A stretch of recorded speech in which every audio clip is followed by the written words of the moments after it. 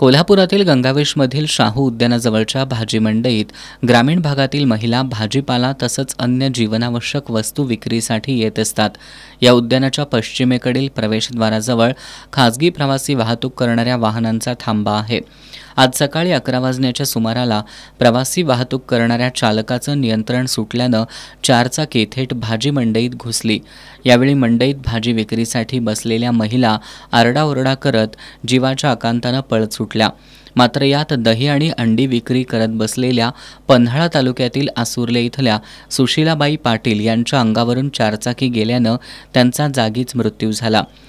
देवाळीमधील बेबीताई पाटील आणि कोगे इथल्या गंगूबाई मोरे या किरकोळ जखमी झाल्यात।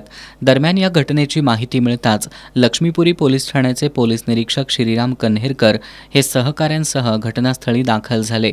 पोलिसांनी जखमी महिलांना उपचारासाठी CPR-मध्ये दाखल करत घटनास्थळाचा पंचनामा केला।